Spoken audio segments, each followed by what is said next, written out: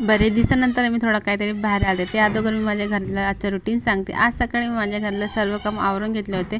फक्त इथे आले ते कपडे वगैरे धुवायचे. कपडे वगैरे धुवून काढले की तेवढंच नेमकंच रिमझिम पाऊस आला. आता पावसाचं काही खरं नसते, कधी पण टाईम टेबल कधीचं नसते, कधी पण ते पाऊस येऊ शकते.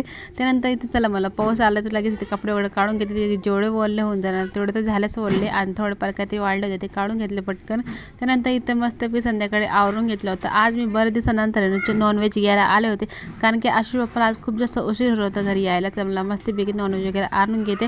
त्यानंतर इथे मी भाजी वगैरे करत होते. पोळ्या भात सगळं झालं होतं माझं, फक्त ती भाजी करायची.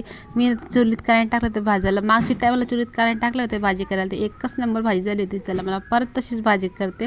आता आपण जसं करतो ना तसंच आपलं लेकरू शिकते. मी ते पोळ्या करत होते ना, आशूने माझं पाहिलं, ती बी तशीच पोळ्या करायला लागली. त्यानंतर जेवण घेऊन केलं, आणि रात्रीचं झोपायच्या टायमाला ना मी असं पूर्ण घर असं पॅक करून झोपते. आशू पप्पा म्हणतात की तुला कशाची भीती वाटते, पण मला ना बारकिडी कुटुकाची खूप जास्त भीती वाटते, म्हणून मी असं सगळं घर पॅक करून झोपते. आणि आमच्या बाहेर आहे ना म्हणजे गवत वगैरे जास्त आहे का, त्याच्यामुळे खूप जास्त म्हणजे सर्प गिरपाचे हे ते भीती वाटते. तर म्हणून चला मला आपले मन धाकधुकी राहते, अगोदर सगळं आपलं स्वतः सावधान राहायला पाहिजे. तिथे मी सगळं घर वगैरे पॅक करून घेतलं होतं. त्यानंतर चला मग मी इथंच मी एंड करते. आपण भेटू उद्याची व्हिडिओ. तोपर्यंत सगळ्याला बाय.